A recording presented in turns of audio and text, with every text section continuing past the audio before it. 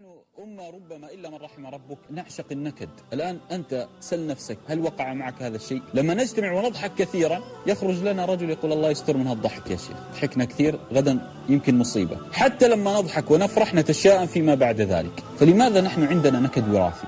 لماذا؟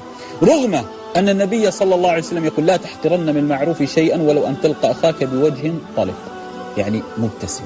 النبي صلى الله عليه وسلم سماه معروف.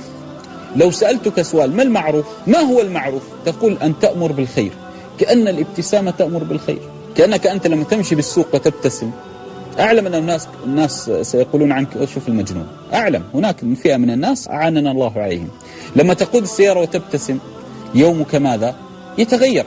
ليس الهيبة أحيانا في أن تكون عبوسا قمطريرا. بعض الناس يظن أن الهيبة أن يبقى عبوسا، تدخل عليه السلام عليكم وعليكم السلام، هكذا بعض الناس يظن. رغم عبيد الله بن المغيرة رضي الله تعالى عنه يقول سمعت ابن الحارث يقول ما رأيت أحدا أكثر تبسما من رسول الله صلى الله عليه وسلم. أمر ديننا أن تعيش ببساطة على 3 أمور: قلبا، وجها، عيشا. لا تعقد وجهك، اجعله دائما مبتسم، ولا تعقد قلبك فلان وفلانة، اجعله دائما مبتسم وبسيط. ولا تعقد حياتك بروتوكول روتين كذا، لا، هيبة من أجل عيش على راحتك. أنت ستعيش الحياة مرة واحدة ستحيا الدنيا.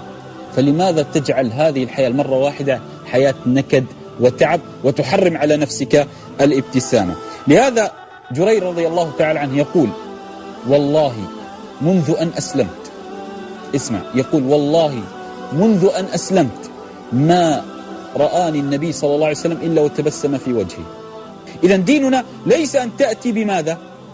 الوجه هذا العبوس القمطرير، لماذا؟ لأصنع لي هيبة، أريد أن أكون يا شيخ مهاب. كيف؟ لا تضحك، لا، اضحك وتبسم. فإن الدين محمد صلى الله عليه وسلم بسيط جدا يا أخي. أكبر دلالة على أن الدين بسيط بني الإسلام على 5. كلنا يحفظ الحديث، بني الإسلام على 5. هذا هو دين محمد صلى الله عليه وسلم. فلماذا تعقده؟